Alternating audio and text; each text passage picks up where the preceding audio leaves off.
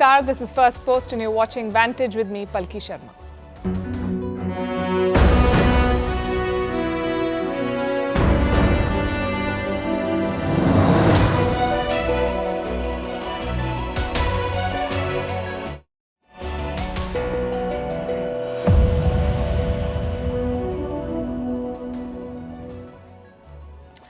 The big story today comes from Ayodhya in the Indian state of Uttar Pradesh. In a grand ceremony attended by thousands of dignitaries, Prime Minister Narendra Modi consecrated the Ram temple. Across the country, people marked the event with prayers and community events. We'll bring you the images and we'll talk about the significance and implications. What does this temple mean for India, its domestic politics, its civilization and culture, its economy and its international soft power? Also looking at some neighbors who are not feeling so blessed. Pakistan is complaining about the temple, China is losing investors and scrambling to steady the yuan. In the US, DeSantis has pulled out of the Republican presidential race. That makes it Nikki Haley versus Donald Trump. Israeli Prime Minister Benjamin Netanyahu has upset both allies and adversaries. He says he won't allow a separate state of Palestine. The Ugandan president hails the role of Indians in his country's economic growth. We'll bring you the backstory. In the UK, Storm Isha has caused chaos. In Delhi, there's a court battle over butter chicken. And some questions on the digital afterlife. What happens to your accounts and your secrets after you die? I know it's only Monday, but we may as well discuss this. The headlines first. Russia blames Ukraine for the attack on a Baltic gas terminal. Sunday's drone attack started a fire which disrupted operations. The facility belongs to Novatek, Russia's largest producer of liquefied natural gas. This is the latest in a series of attacks by Kiev on Moscow's energy facilities. 3 Pakistan universities shut in Islamabad over security threats. All the institutes have ties with the military. Recently, there has been a spike in attacks on soldiers and the police. The surge comes as Pakistan prepares for general elections next month. Malaysia's former Prime Minister Mahathir Mohamad slams the Anwar Ibrahim government, condemns his son's questioning by the anti-graft agency. The 98-year-old former two-time leader is a fierce critic of the current Prime Minister. Anwar Ibrahim, who came to power in 2022, has vowed to wipe out corruption. German train drivers to go on a record 6-day strike from Wednesday. It's the longest strike in the history of Deutsche Bahn, the rail operator. The drivers are demanding better pay and working hours. This is their 4th strike in recent months. Turbulence continues for Boeing. US authorities say door plugs of more Boeing 737 planes should be inspected. Earlier this month, an emergency exit door flew off mid-air on an Alaska Airlines flight. The US grounded Boeing 737 MAX 9 planes after the incident. And Cameroon launches a large-scale malaria jab campaign. The World Health Organization calls it historic. The mosquito-borne disease kills more than 600,000 people every year. Most of the deaths are from Africa, where children are the biggest casualty.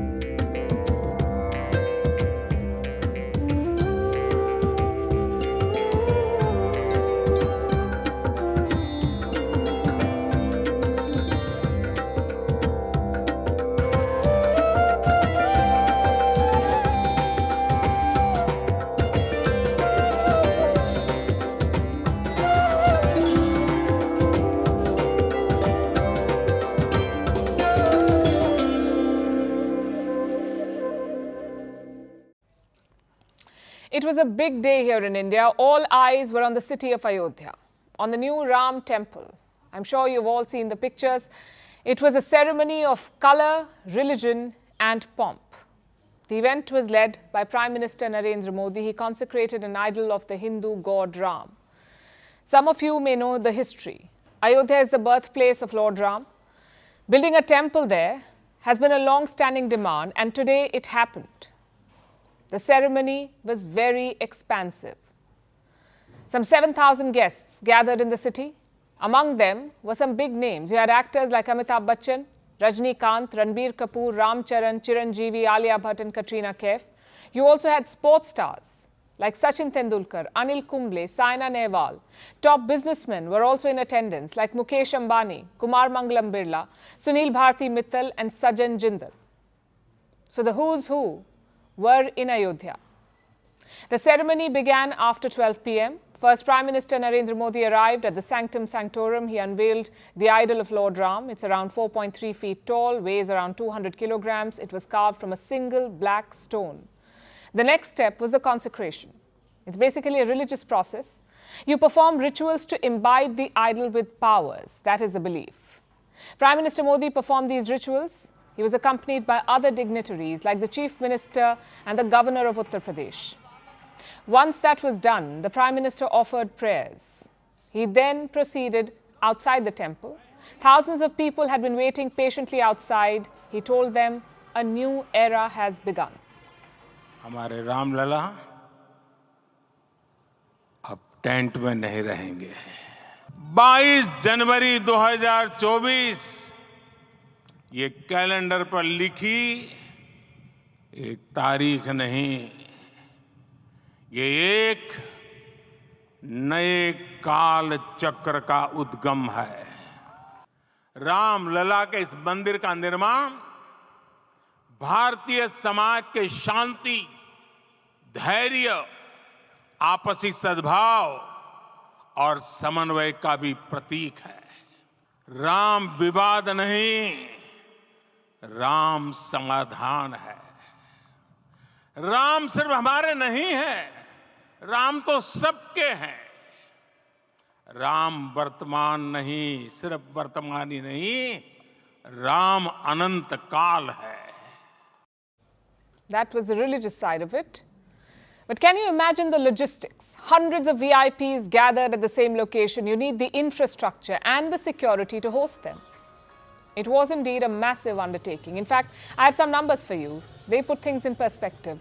Around 13,000 security personnel were deployed in Ayodhya. 10,000 CCTV cameras were installed. So the whole place was sort of under lockdown. It was basically a fortress. The airport has also been busy. Over 2 days, more than 100 flights have landed here, out of which 40 were chartered planes. And remember, this is a new airport. Of course, hotels are virtually packed. Some owners are charging up to 1 lakh rupees per room. All this data brings us to the most important question then. How many visitors are in Ayodhya right now? It's hard to settle on a number, but the estimate is between 300,000 and 500,000. Again, to put that figure in perspective, Ayodhya district has 2.5 million people. So the next few days will be very busy for them. The temple is officially open for worship, so expect a flood of humanity. The authorities are expecting more than 100,000 pilgrims per day, 1 lakh per day. But that's all in the future. Let's focus on today again, specifically on the consecration. As it happened, dozens of instruments played in the background. And not just any instruments, traditional Indian instruments. Around 50 of them were sourced from different parts of the country. Outside, it was raining flowers. Indian Air Force choppers were called in. They dropped flower petals over the temple premises. Later, the Prime Minister greeted the guests. He also met the construction crew. In fact, he showered them with flower petals. Take a look at this. एक श्रमिक जिसने जो पूरी कमाई की इस मंदिर के निर्माण के दौरान, वो समस्त कमाई, अपनी समस्त आय अगर राम मंदिर ट्रस्ट को दान कर देता है, मैं मानता हूं कि वो सबसे महान दान है और वो इन श्रमिकों ने करके दिखाया है श्रमदान के माध्यम से भी. The Prime Minister's message was clear. He linked the Ram Temple to India's story, the story of growth, prosperity and strength. साथियों, आज अयोध्या में केवल श्री राम के विग्रह रूप की प्राण प्रतिष्ठा नहीं हुई है, ये श्री राम के रूप में साक्षात भारतीय संस्कृति के प्रति अटूट विश्वास की भी प्राण प्रतिष्ठा है. हमें आज से इस पवित्र समय से अगले 1000 साल के भारत की नींव रखनी है. मंदिर निर्माण से आगे बढ़कर अब हमें सभी देशवासी यही इस पल से समर्थ, सक्षम, भव्य, दिव्य भारत के निर्माण की सौगंध लेते हैं. So what next for Ayodhya? Well, the construction is not complete. The target is to finish it by the end of this year. But pilgrimage will continue. Some big plans are in place. The hope is to turn Ayodhya into a global Hindu pilgrimage center, much like the Vatican or Mecca. Of course, that means a lot of money is at stake. The temple is expected to cost some 1,800 crore rupees, which is around $225 million. And where will this money come from? Donations. The temple sits on a massive parcel of land. The total area is around 70 acres. The temple spans around 2.7 acres. It has 3 floors in total, 12 gates, 44 doors, and 392 pillars. I know it sounds very impressive, but the temple complex is just half the story. The whole city has got a facelift. Like I said, you have a new airport in Ayodhya. It's been built at a cost of 1,450 crore rupees. The railway station is also being upgraded. Total cost 240 crore rupees. A massive township is also being built. The idea here is to attract new residents and home buyers. Around 1,200 acres of land has been set aside. Again, total cost some 2,200 crore rupees. So the government is pumping in a lot of money into this. And why not? Just look at today's enthusiasm. Chances are it will only increase over time. In fact, the state government has done some calculations. It is expecting a bump in tax revenue because of this temple. Guess how much? Around 25,000 crore rupees, which is around $3 billion. Jump in tax revenue, 3 billion. So it's not just about the emotions around it. This temple has immense potential. It can transform the city and nearby areas. And you don't even have to promote it. Why? Because the world already knows about it. We saw massive events and celebrations in many countries today. In the US, there was a Tesla light show. Even Times Square in New York was all decked up. The billboards had a giant picture of Lord Ram. In France and Taiwan, members of the Indian community took out rallies. They chanted slogans and organized prayers. It was truly a global event. Take a look.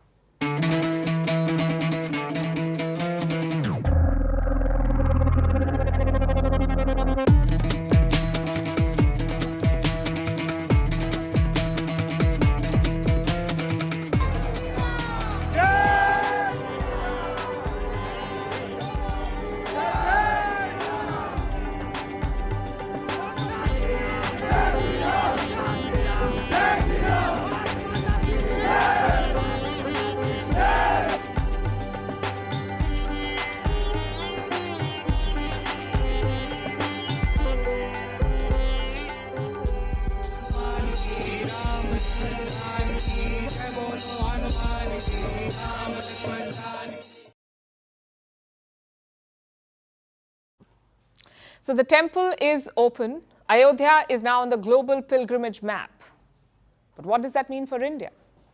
Well, there are 2 broad implications. One is domestic, the other is global. We'll discuss both tonight. Let's start with the domestic implications. Ayodhya has seen a lot of history. Some of it has been painful and violent. But this temple is like a full stop to that story. It's now time to look forward, to focus on the future. The Prime Minister also talked about it. He said Ram belongs to everyone. So hopefully the temple marks the beginning of a new chapter, a chapter of harmony and unity. Secondly, it's an important civilizational milestone. Every Indian probably knows the Ramayana. They also know how important Ayodhya is. It's the birthplace of Lord Ram. So building a temple there symbolizes a lot, sort of like a homecoming for the god. And thirdly, the political implication. In a few months from now, India will head into the general election. Chances are the temple will feature heavily in it. Building it was an election promise of India's ruling party, the BJP. In fact, the party's rise is linked to the Ram temple. So today's event does have political implications. You will see it play out very soon. That's the domestic impact. Now let's look at the global implications. Number one is soft power. The story of Lord Ram is a pretty famous one, not just in India but across Asia. You have different versions of the Ramayana. Thailand has one. So does Cambodia, Laos, China, Myanmar, Indonesia, Vietnam. They all have their own versions of the Ramayana. I'll give you an example. There's a city in northern Thailand called Ayodhya. It was the capital of an ancient Thai kingdom. And where did the name come from? Many historians say Ram's Ayodhya. Even today, Thai kings take the name Rama. In Cambodia, you have the Angkor Wat. Originally, the temple was dedicated to Vishnu. And inside, you can find murals of Ramayana. Wherever Indians went, the Ramayana followed. Like in the Caribbean, in Africa, in Pacific islands like Fiji. All these places are familiar with Lord Ram. In fact, they celebrate him. So maybe New Delhi can leverage that common thread. Use it to forge closer ties. Which brings us to the second implication, more tourism. Again, the focus is on Asia. It can be on Asia. Look at the top sources of foreign tourists in India. Bangladesh is on top. Then come a lot of Western countries. Malaysia is at number 9. Thailand is at number 11. Other Southeast Asian states do not even feature in the top 20. Maybe the Ramayana can change that. These people grow up listening to stories of Lord Ram. Why wouldn't they want to visit his birthplace or other sites linked to his story? The government of India is already working in this direction. A Ramayana railway circuit has been unveiled. It links places like Ayodhya, Chitrakoot and Buxar. The route has around 15 stops. It's an 18-day journey covering more than 8,000 kilometers. The new Ram temple will put this route on the world map. It could be the star attraction. And do not underestimate religious tourism. People spend a lot of money on it. Saudi Arabia, for instance, earns $20 billion from religious tourism. Their target is to take it to $350 billion in the coming decades. So there is a lot of money to be made. And finally, the third implication, power projection. I know it may sound a bit strange here, but just think about it. Some 100 foreign dignitaries were invited to the Ram temple. Some of them had special messages, like Naor Gilon. He's Israel's ambassador to India. He posted this picture with a replica of the temple. The ambassador congratulated all Indians. He also promised to visit the temple soon. So my point here is quite simple. Today's ceremony coincided with a new chapter of Indian history. Our economy is a bright spot. Our people are young. And diplomatically, we are asserting ourselves. People realize that India is a major power in the making, and in that context, this temple says a lot. Its size, its architecture, and of course today's grand ceremony. It's an India connected to its past and ready to claim its future. This temple also offers India a great opportunity. We are a proud secular country, meaning we celebrate today's temple ceremony as we also celebrate our diversity. After all, that is the essence of Ram Rajya, or the kingdom of Ram, a kingdom of harmony, peace, and righteousness.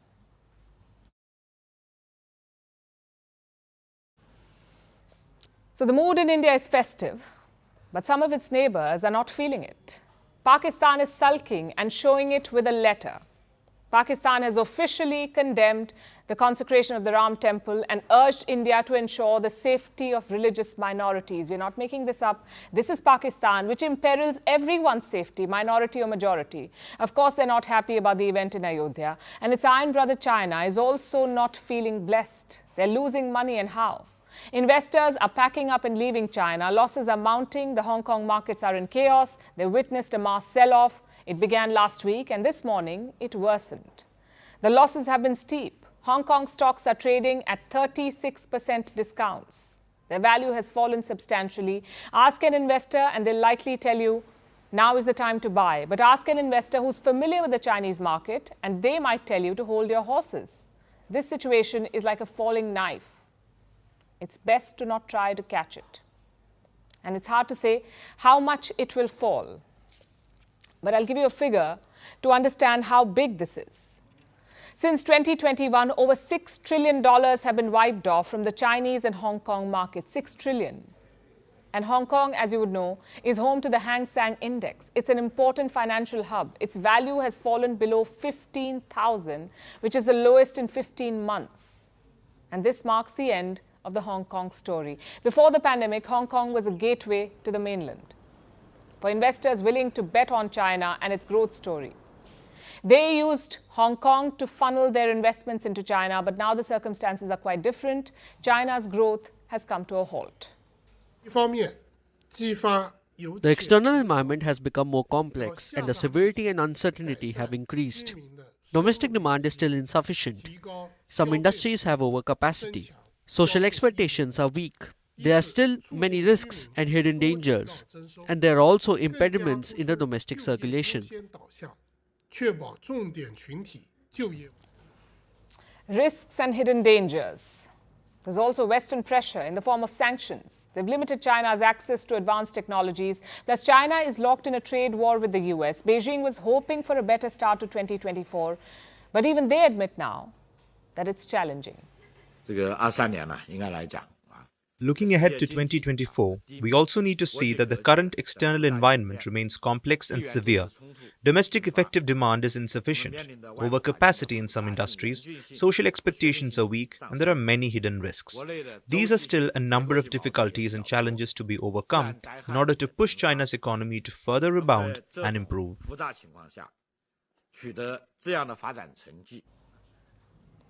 So to the investors, China is starting to look less attractive. Hong Kong tried to woo them back. City officials took many initiatives. They created a task force. They cut taxes on trading, and their financial chief went on a PR tour. He visited the US and Europe and tried to drum up support, but the sentiment has not changed.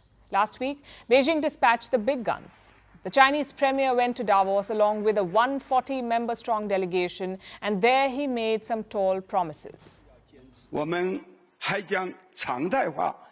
We will also listen to the views of foreign businesses regularly. We will actively promote solutions as long as they are reasonable demands. All in all, no matter how the world's situation changes, China will adhere to the fundamental national policy of opening up to the outside world, and the door of opening up will only open wider and wider. The door will only open wider, he says, but investors are reluctant to enter. They're pulling money out of China. We're talking about foreign investors. In 2022, they were optimistic about China. The country was opening up again. It had dumped its zero-COVID policy. So the hope was that China will soon be back in business. Investors poured some $33 billion. Turned out to be a bad bet. Instead of normalcy, they got chaos in China. Some of the biggest companies there came under fire. Beijing targeted them through policy changes and sometimes through an old-fashioned crackdown. Xi Jinping did all of this in the name of demanding accountability. What he wanted was total submission. Profits and valuations plunged, and now investors have lost patience. They're cutting their losses. By the end of 2023, they dumped about 90% of their investment. 90% of the $33 billion that they had poured in had been dumped. And the trend continues in 2024. In less than a month, some $4.6 billion of foreign cash has been pulled out. And this may not stop anytime soon. Plus, it has a trickle-down effect. China's yuan is now under pressure. It is losing value. In 2023, it dropped by almost 3% against the US dollar. And in the last 3 weeks, the yuan has lost almost 2% of its value. $1 US is about 7.19 Chinese yuan. Beijing does not want it to fall any further, so it has mobilized its banks. State-owned banks. They've been asked to sell dollars from their reserves and exchange them for the yuan. The idea is to stabilize the Chinese currency, to counter the negative sentiment. It may help for now, but this is hardly the solution to China's problem. Financial experts in Hong Kong remain pessimistic. One agency released an assessment today, and this is what it says. We expect the yuan to remain under pressure in the near term, given the bearish expectations for China's growth this year. Which is unfortunate and ironic. Because in the Chinese calendar, 2024 is the year of the dragon. But given the state of their economy, the year of the bear would be more apt.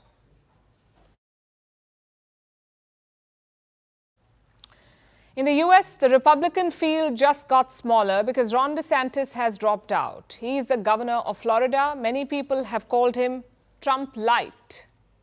sort of like a less toxic Trump. But turns out Republicans do not want any other version of Trump. They just want the original. So DeSantis has bowed out, and on the way out, he endorsed the former president. I can't ask our supporters to volunteer their time and donate their resources if we don't have a clear path to victory. Accordingly, I am today suspending my campaign. It's clear to me that a majority of Republican primary voters want to give Donald Trump another chance. He has my endorsement because we can't go back to the old Republican guard of yesteryear, a repackaged form of warmed-over corporatism that Nikki Haley represents. So DeSantis is out. Just two candidates now remain, former President Donald Trump and former UN Ambassador Nikki Haley. How have they reacted to the announcement? Trump had said some very nasty things about DeSantis, but now all's been forgiven. Nikki Haley, though, remains confident. She says the best woman will win. Before we begin, I'd like to... He's been a good governor, and we wish him well. Having said that, it's now one fella and one lady left. And what the people of New Hampshire should know is when we win the presidency in this country, I will do everything I can to prove to you that you made the right decision. But for now, I'll leave you with this. May the best woman win. Before we begin, I'd like to take time to congratulate Ron DeSantis and, of course, a really terrific person who had gotten to know his wife, Casey, for having run a great campaign for president. He did. He ran a really good campaign, I will tell you. It's not easy.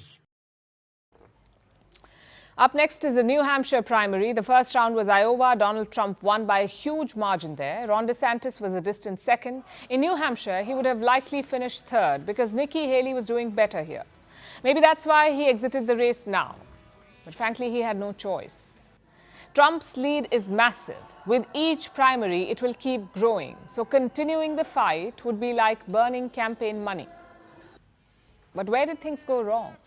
Last year, things looked good for Ron DeSantis. He came into 2023 with a big election win. He swept aside the Democratic challenger in the race for governor. DeSantis also had a punching bag: wokeism.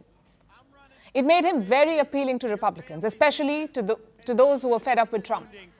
In early 2023, his poll numbers were almost 35%. He could have taken on Trump. So what happened? For starters, the debates did not help him. Ron DeSantis' body language was problematic. He lacked charisma on stage, and his smile raised some eyebrows. This should tell you why.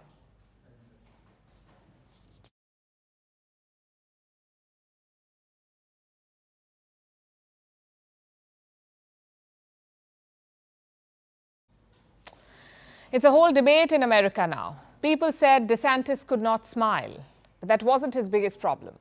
His biggest problem was his rival, and that is Donald Trump. By late 2023, he went on the offensive.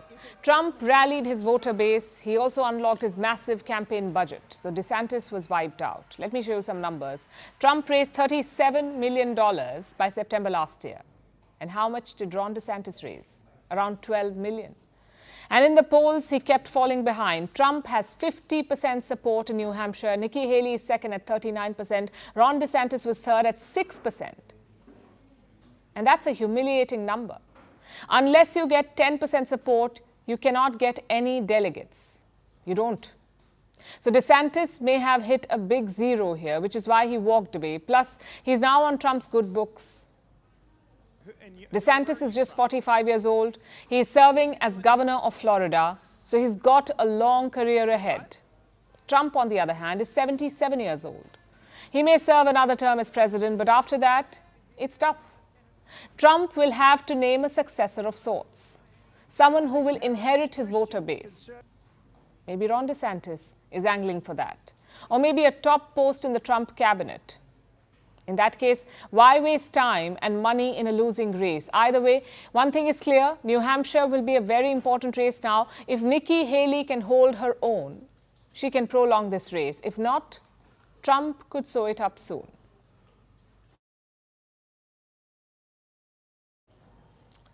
From one leader who is conceding, let's turn to another who refuses to back down. We're talking about Israeli Prime Minister Benjamin Netanyahu. He has overseen more than 100 days of the Israel-Hamas war. He's fighting against numerous opponents. There's Hamas in Gaza, Hezbollah in Lebanon, the Houthis in Yemen, Iran-backed militias in Syria, and the list just keeps growing. But Netanyahu has responded to all of them in the same way, with brute force. We are continuing the war on all fronts and in all sectors. We are not giving immunity to any terrorist. Not in Gaza, not in Lebanon, not in Syria, and not anywhere. Whoever tries to harm us, we will harm him. This is what has led to the leveling of Gaza and the more than 25,000 deaths there. Netanyahu had said that he had one goal: the elimination of Hamas for the safety and security of Israel. That's what he started with. And his allies were on board with that. But now his goalpost seems to have shifted. Therefore, I clarify that in any arrangement in the foreseeable future, with an accord or without an accord, the State of Israel must have security control over the entire territory west of the Jordan River. That's a necessary condition. It clashes with the principle of sovereignty. What can you do? Netanyahu says that Israel will have security control over everything west of the Jordan River. That means both Gaza and the West Bank. Both are Palestinian territories. He wants security control on both. And he admits that this clashes with the principle of sovereignty. In other words, Netanyahu is against an independent Palestinian state. And this has been a controversial point. Should there be one state with both Israelis and Palestinians, or two states, one for Israelis and one for Palestinians? That has been the question for very long. Now, most of Israel's allies are in favor of a two-state solution, one for Israelis and one for Palestinians. And Israelis themselves have so far not rejected the possibility outright. There are some who do reject it, and they were considered fringe elements. But now we have Israel's Prime Minister saying the same thing, rejecting a two-state solution. His statement has not been received well, both by his allies and his adversaries. The Muslim nations have come out and slammed him. Jordan, for instance, says Netanyahu is defying the whole international community. Turkey says there can't be lasting peace in West Asia without a Palestinian state. Saudi Arabia has refused to normalize ties with Israel without a free Palestine. And this was bound to happen. These reactions are on expected lines. What should worry Israel more is how its allies have responded to this, including the Western allies. They're turning on Netanyahu. Some are mild in their criticism. I think it's very disappointing that Benjamin Netanyahu has said that. It's not in some senses a surprise. He's spent his entire political career against a two-state solution. But the point is, which other route is there to seriously resolve this? Some allies are more direct. I think that we have to stop talking about the peace process, and start talking more concretely about the two-state solution process. But one particular ally seems to be in denial. Mr. President, is a two-state solution impossible if Bibi's in power? I think we'll be able to work something out. What does that mean? There are a number of types of two-state solutions. There's a number of countries that are members of the UN that are still don't have their own militaries. A number of states that have limitations on it. And so I think there's ways in which this could work. But Bibi has said he's opposed to any of two-state solutions. Biden is determined to defend Netanyahu, and the rest of the West is not so enthused about this. Even the citizens of Israel are not thrilled, especially the family members of the people taken hostage by Hamas. They're outside the Prime Minister's house, planning to camp there till he finds a way to free the hostages. There are regular protests in Israel. People are calling for early elections, even though Netanyahu still has almost 3 years left in this term as Prime Minister. Everywhere he turns, Benjamin Netanyahu is under attack, it seems. Will he fold under the pressure, or will he continue to fight till the bitter end? We'll have to wait and see. When you try your best, but you don't succeed, It's the first line of Coldplay's popular song, Fix You. It's also apt for Manila's traffic situation. That's the capital city of the Philippines, Manila. Also apparently the global capital of traffic woes. No matter how much you try, you won't be able to escape them. Do you know how much time people waste being stuck in traffic in Manila? 240 hours in a year, that's 10 days every year, just sitting in your car, waiting for it to move. That's how bad Manila's traffic is. And now it's in the headlines the world over because it has inspired a Coldplay song and caused a presidential scandal. Our next report explains. In the heart of the Philippines lies Manila, a city known for its history, its architecture, its bustling nightlife, and its notorious traffic. It's so bad that even Coldplay sang a song about it. If you want to drive somewhere, then I'm warning you. A 2-mile drive will take a week or two. Coldplay is currently touring the world. Manila is part of their Southeast Asia leg. And the British band performed there for 2 days, on January 19th and 20th. Manila is home to 14 million people. It's one of the world's most densely populated places, which makes the traffic worse. In 2023, Manila's traffic was ranked the worst in the world. This is among 400 cities in 55 countries. It takes over 25 minutes to travel 10 kilometers. 52% of all roads are congested. In a year, residents reportedly spend 240 hours in traffic. That's 10 whole days. 117 hours of that is spent in really slow-moving traffic, moving at a speed of around 19 kilometers per hour. Many blame the traffic situation on two things: crumbling infrastructure and a public transport system that's not adequate. It leaves roads full of cars and people spending hours just trying to get home. Manila's traffic is almost like a force of nature. It operates on its own set of rules. So when Coldplay came to perform, how could they ignore it? They were stuck in it, they sang about it, and they thanked their fans for braving it. As lead singer Chris Martin summed it up, it's insane. But it's not just Coldplay that the traffic gave trouble to. It seems to have landed President Marcos Jr. in hot water. He watched Coldplay perform on January 19th. Like thousands of fans, he too turned up at the venue. Except the president did not take his car. He took a chopper instead. Why? To avoid the traffic. Coldplay was performing at the Philippine Arena.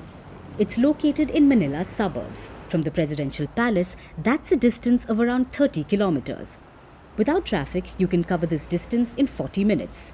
But with it, it's at least 2 hours or more. So Marcos Jr. chose the safer option. But it did not go down well with the public. The president's being slammed for using government resources for his own pleasure. His security team says it was necessary, that there were security factors. But people are not buying it. They're calling it an abuse of power. So while Manila's traffic is a minor inconvenience for the public, it's now the inspiration behind a Coldplay melody and the reason for a presidential scandal. As Coldplay once said, lights will guide you home. But in Manila, lights will only guide you to the next traffic signal.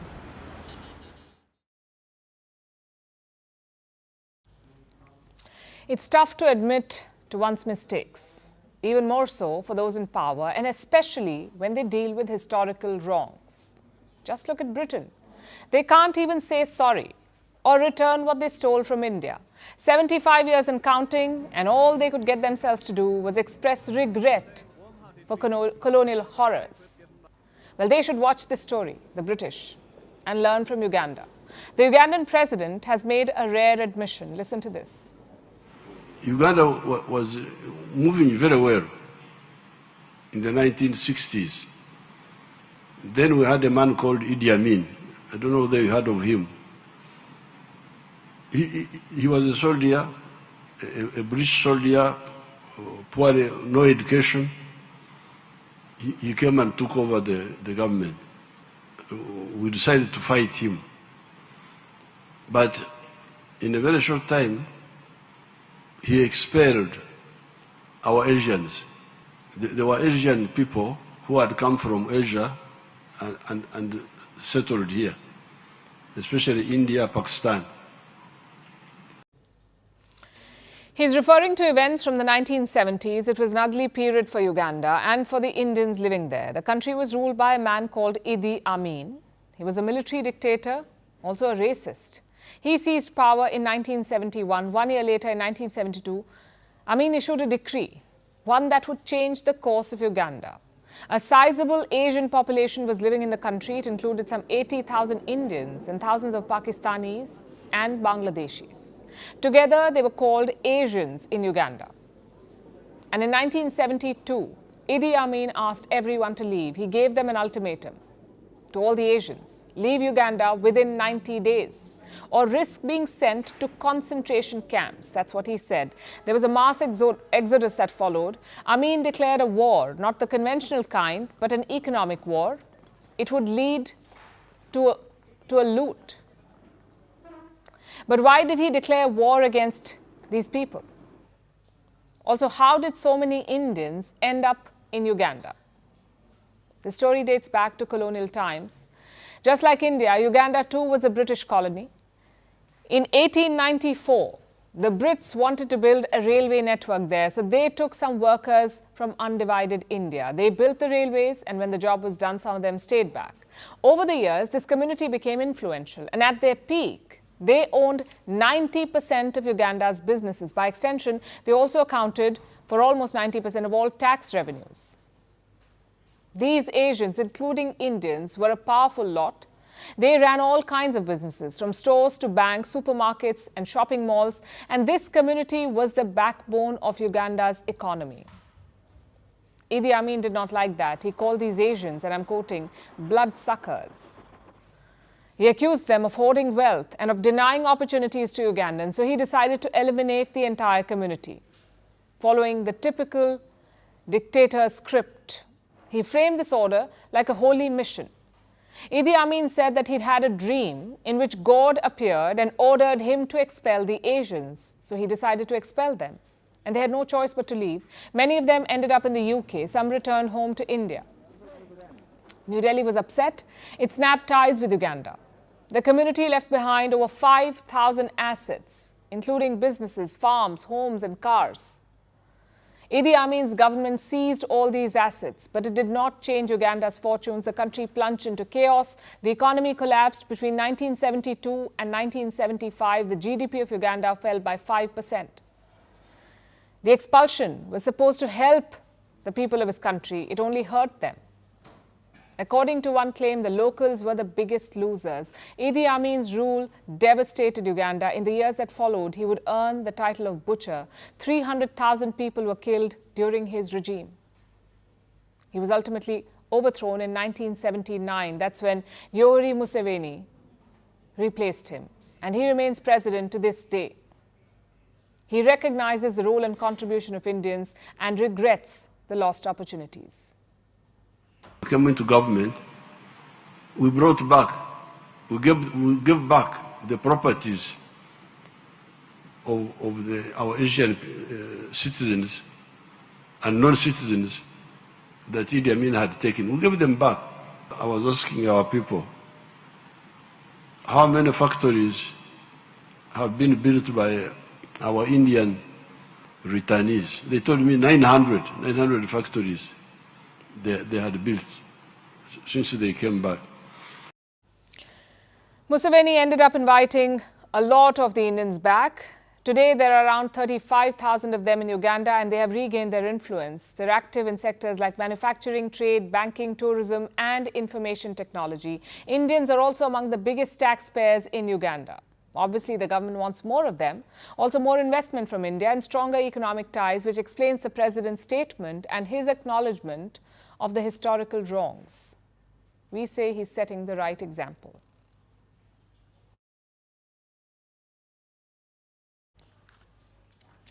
Do you believe in life after death?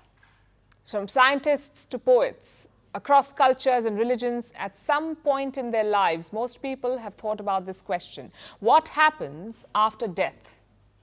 Is there an afterlife? Or is there nothingness? So far, no one knows the answer, unless we talk about the digital world, where life most certainly goes on after death. No matter where you are or who you are, you will have a place in the digital afterlife. Let me explain. Humans lead a double life, not in a shady way, in the literal sense. People are present in the physical world. They have land, houses, fridge magnets, scrapbooks. Side by side, people also exist in the digital realm, with vast digital lives and ever-expanding digital profiles, email accounts, social media profiles, mobile payment apps, digital avatars, photos, music playlists, even sleep records. When people die, physical things are relatively accessible to the loved ones left behind. But accessing digital assets is like untangling a complex web. In case you're wondering why anyone would want access to your online life, there are reasons, pragmatic reasons, of course. One's family would need access to bank accounts, bills, or streaming subscriptions. Plus, online information needs to be protected. It can be lost or misused. Then there are sentimental reasons to help preserve or honor one's memory. To keep automated prompts from social platforms at bay, like Facebook telling you to befriend someone who has died. It can be disconcerting. Yet digital afterlife is difficult. Family members must unravel someone's online life. This usually creates additional stress on top of all the planning and grief, because accessing digital possessions is increasingly complex. Your family may not know what accounts you have or where certain information is stored. Plus, having someone's passwords is not enough. Many apps use two-factor authentication. The first step is the password, but the second step requires biometrics of the account holder, like a fingerprint. On top of this, there is a privacy concern. Family members will see personal messages or content that the deceased may not want to share. But let's say someone wants to get ahead of this problem. They want to create a digital legacy. Matters are complicated for them as well, because no two platforms have the same policy to do this. Facebook allows a user to nominate a legacy contact. So when the user dies, their account passes to the contact. They can either shut it down or memorialize it. Apple allows a user to pick a legacy contact too, but here the contact must upload the user's death certificate to access their account. Google allows users to pick legacy contacts, but Google simply informs them of account inactivity, and after 2 years of inactivity, Google deletes the account and all the information is lost. Platforms like X, Microsoft, or LinkedIn do not have such functionality. And this is a nuanced problem because tech platforms were not designed to think about death. So they have simply become a digital graveyard. By 2070, the number of dead users on Facebook will outnumber the living. But if we wait for tech giants to fix this, we may as well be dead by the time they have a solution, because when it comes to social implications of their products, tech giants do not have a great track record. It can be a morbid thought and a big ask too. But much like in real life, people have to take control of their afterlife. Just as you decide what will happen to your money or property, consider your digital estate as well. This will ensure that your digital belongings are easily and responsibly taken care of. And if it seems like a lot, just think about your search history. That will put things in perspective.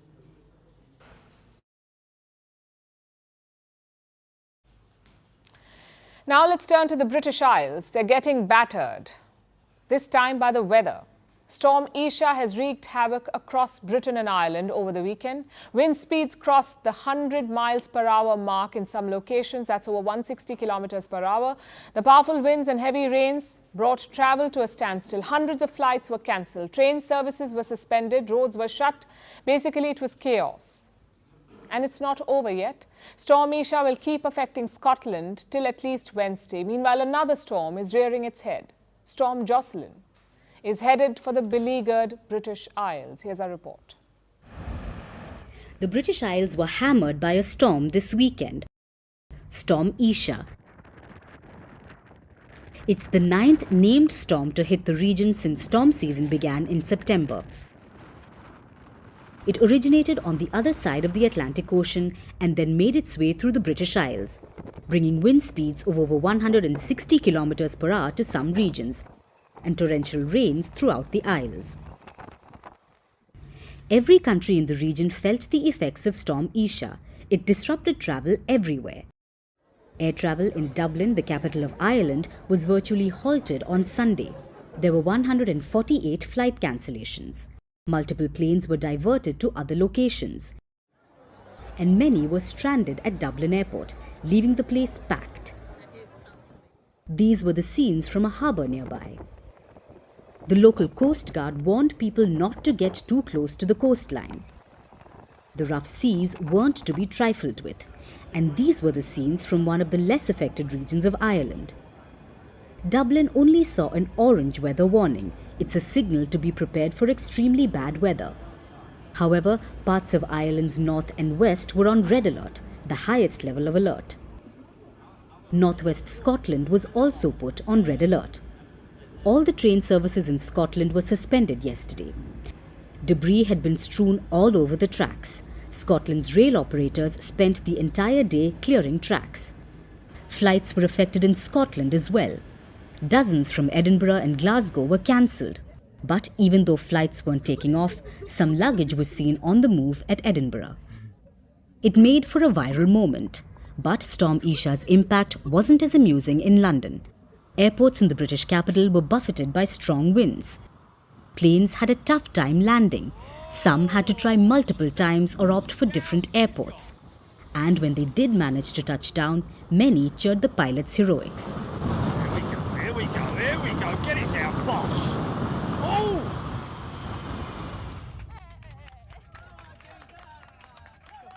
Again, England's travel troubles didn't stop at flights. Trains were halted in various parts of the country, often due to trees falling on the tracks. Besides transport, power services were also greatly hampered by Storm Isha. Tens of thousands of homes across the UK faced blackouts. At one point, it was 45,000 in Northern Ireland, 8,000 in northwest England, and 3,000 in Wales. About 10,500 Scottish homes were still without power as of this morning. Things aren't getting better for the Scots anytime soon. Storm Isha will continue to batter the country till Wednesday. That's according to the UK Met Office. The rest of the British Isles can turn their back on Storm Isha, but the reprieve is brief. The next named storm, Storm Jocelyn, is due to hit the Isles tomorrow. Named storms follow a format. Their names progress alphabetically. This storm season began with Storm Agnes, then Babbitt, and so on until Isha and now Jocelyn. It's only the second time that named storms have hit the letter J. The record was 11 storms up till K, back in the 2015-16 storm season. The British Isles seem set to break that record this year, so the people should brace themselves for more of nature's fury in the coming months.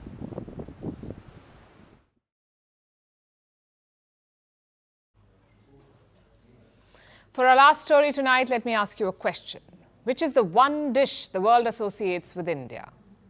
It's a trick question because it has many right answers. And one of them is butter chicken, a dish that's captured global attention and taste buds. There's butter chicken pot pie, butter chicken pizza, butter chicken sandwich. It's everywhere. And while the world is loving it, in India, a battle has erupted over butter chicken. Two restaurants have gone to court over it, Moti Mahal and Daryaganj, two restaurants in Delhi. And what are they fighting about? Who invented butter chicken? It's a story that dates back to undivided India. Here's a report. It was the 1930s. India was still under British rule. It was undivided. In Peshawar, three men worked at an eatery. They were Kundan Lal Gujral, Kundan Lal Jaggi, and Thakur Das. The restaurant was called Moti Mahal, and the three men specialized in tandoori cuisine. Soon, partition happened. The country was divided into India and Pakistan. So these three men fled from Peshawar and ended up in Delhi. Working in the kitchen is all they knew. So they opened a new eatery. It was in Delhi's Daryaganj. The restaurant was called Moti Mahal, an ode to the old eatery where they worked. Moti Mahal soon became very popular. It introduced people to tandoori cuisine, dishes like butter chicken and dal makhani. They were a crowd favorite. And not just the public, leaders loved it too. Like India's first Prime Minister Jawaharlal Nehru. He loved it so much, he made sure it was served at state banquets. Former US President Richard Nixon also liked it. So did Soviet leader Nikolai Bulganin. So the public loved the dishes, the world leaders wanted a taste of it. Butter chicken had a unique appeal. The flavors were subtle, suited for palates across the globe. But it had a distinctive taste, and soon became a rage worldwide. According to a study, butter chicken is one of the most searched Indian dishes globally. Which brings us to the question, how was it invented? Who came up with butter chicken? That's where things get a little messy. Moti Mahal claims that Kundan Lal Gujral invented it. One day he had leftover tandoori chicken. He did not know what to do with it, so he made a simple gravy. And voila, there was butter chicken. It was named so because of how much butter was used in preparing it. But there is another story. It says that Kundan Lal Jaggi was the original inventor of butter chicken. The story goes that during partition, a truck full of refugees arrived at the restaurant. They wanted food.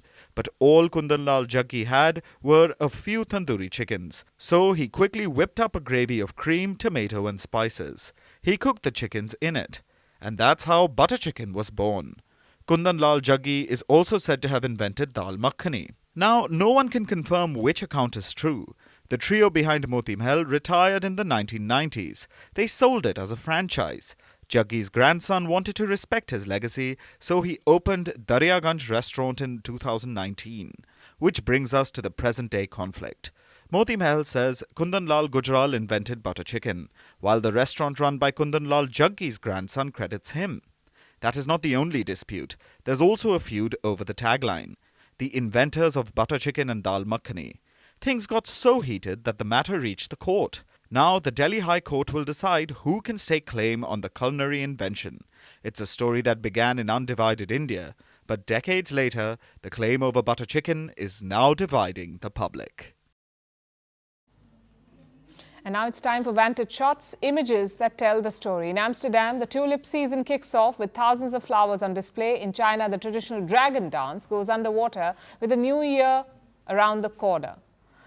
And the world's largest natural ice skating rink reopens in Canada. Finally, we're taking you back in history. On this day in 1973, the US Supreme Court legalized abortion in the historic Roe versus Wade decision. The case began with a Texas waitress who wanted an abortion. The court struck down state bans, declaring a nationwide constitutional right to abortion.